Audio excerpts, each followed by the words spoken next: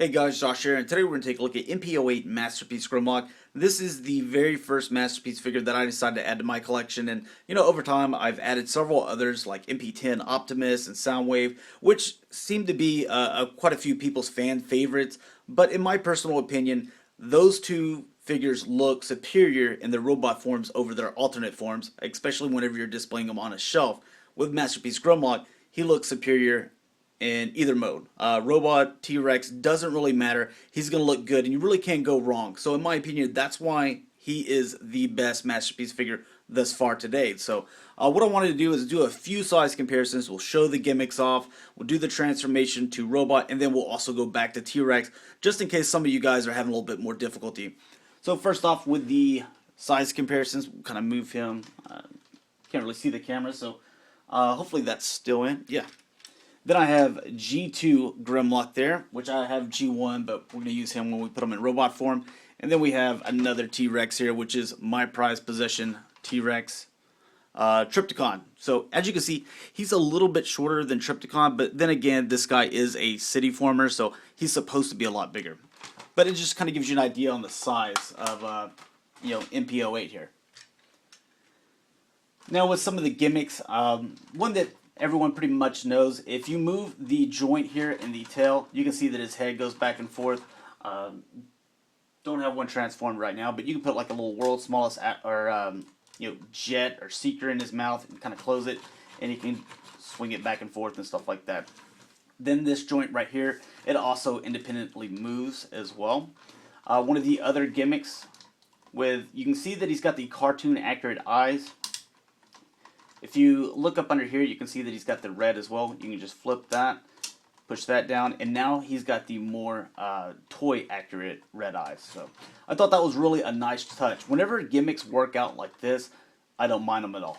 Now as far as articulation goes, he can move his head up, down.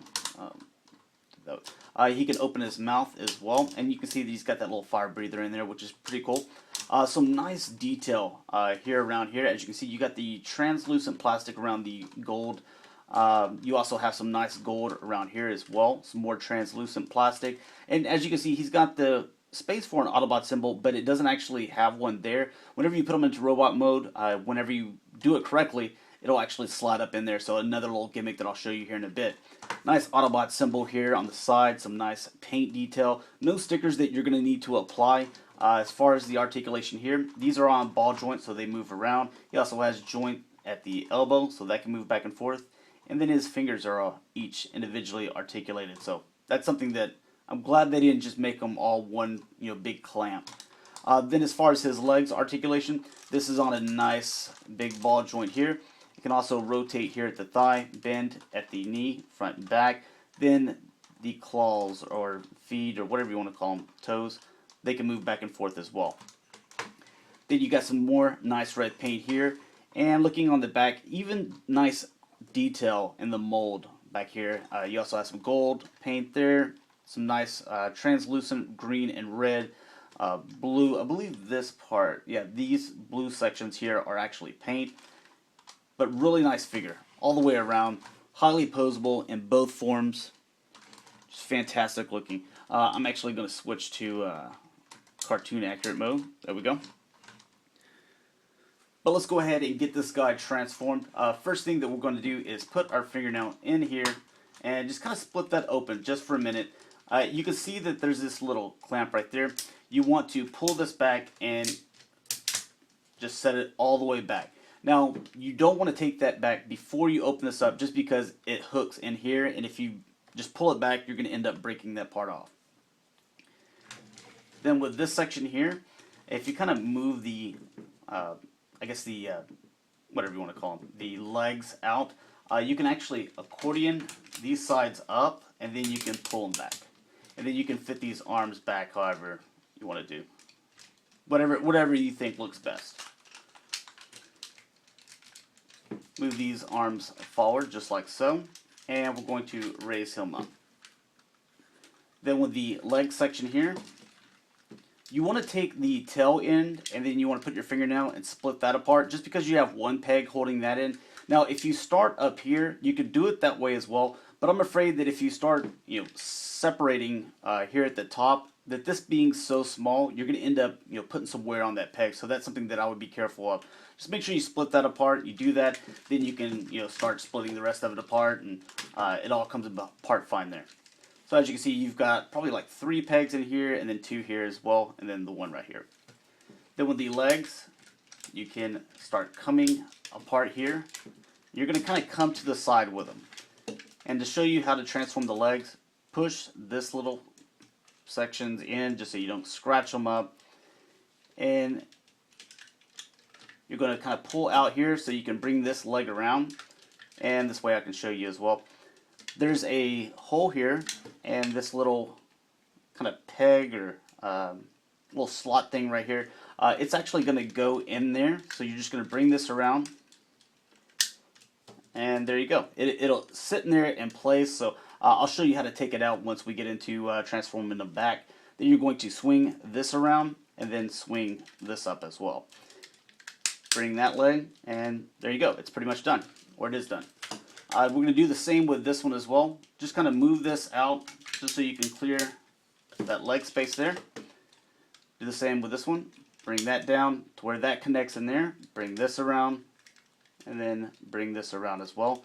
And then just bend the knee. Then you can spin these around. And just like with the original G1 Grimlock, you want to make sure that these hip sections are all the way up, and then you bring down the leg. Do the same with this one.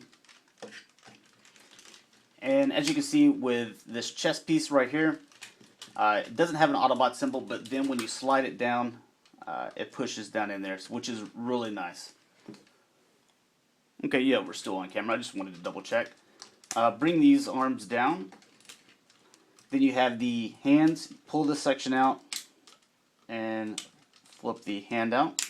Close that back up. Do the same with this one as well. And there you have Masterpiece Grimlock. I just want to kind of give you guys a little 360 of them before we get to articulation and little gimmicks and stuff like that.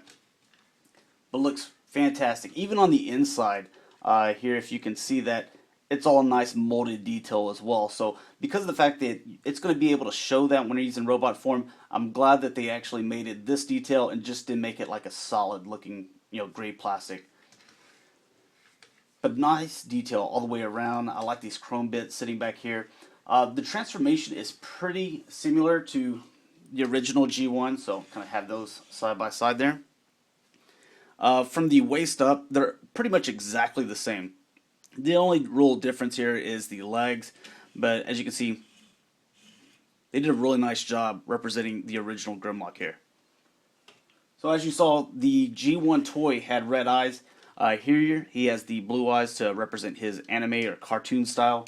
There's a switch back here that has a red lever. If you just pull that up, now he's got the red eyes. So it looks really nice.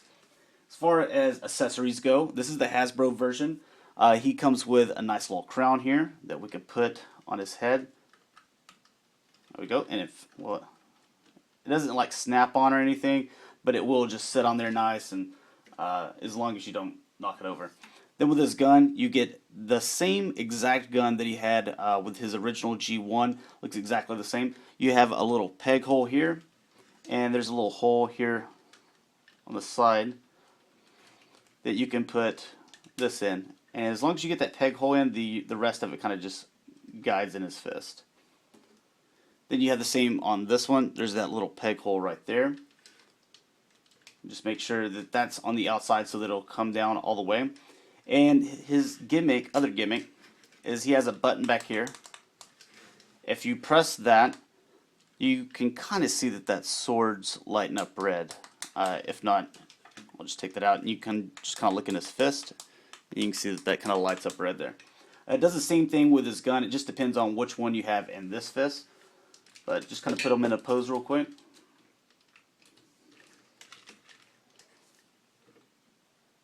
And we'll do a couple other comparisons. Oh, where's that gun?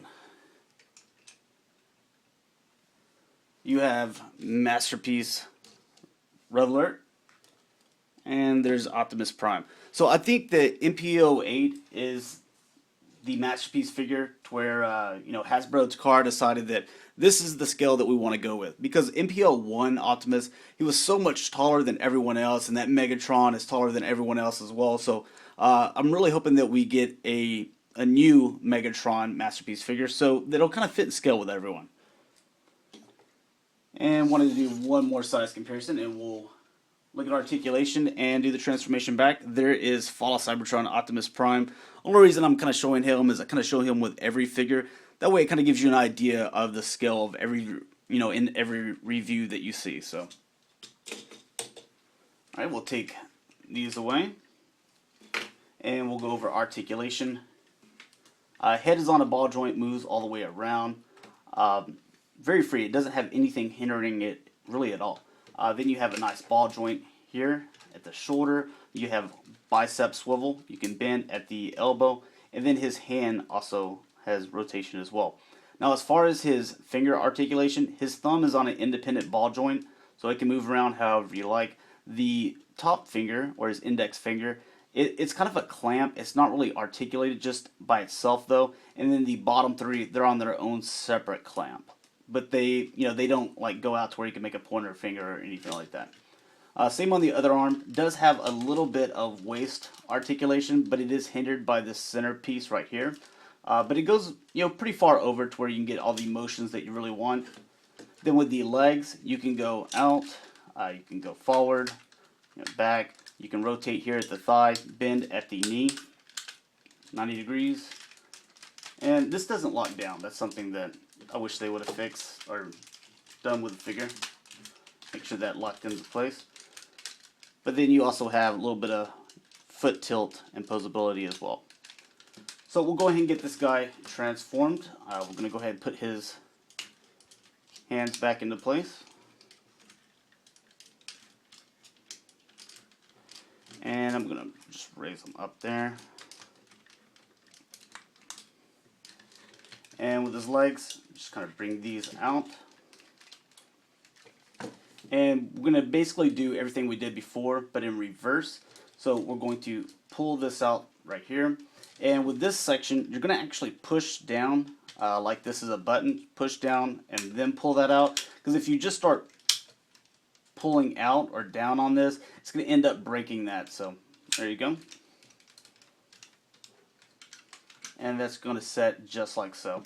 And you can go ahead and pull this little piece out. If I can get it out. There we go. And bend the knee forward, and you can start rotating. Then we're going to do the same with this one as well.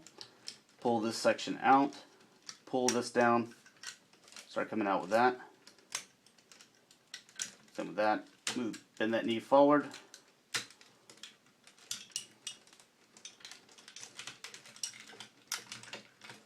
And then you're going to need to bend here at that waist, that red waist section as well, so that everything will fit properly. And bring this section around here. Make sure that that waist is bent, otherwise it won't fit. And then we're going to start putting this tail section together, which can be a little bit difficult, but just kind of have to work with it. It's hard to do on camera. There we go. These tail sections here, we're going to go ahead and snap those together.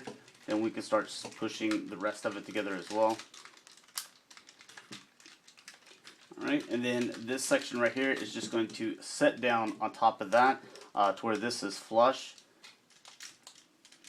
Push those arms in. Bring these around. And bring the head forward, and then you can snap these in on top of the head. Spin that around, and there you have Masterpiece Grimlock transformed again. And like I said, the hardest decision you're going to have to make is how do you want to display this guy, T-Rex or robot form. So thanks a lot for watching, guys. Hopefully you enjoyed. Hopefully I didn't mess up too much. So, but I'll talk to you guys later.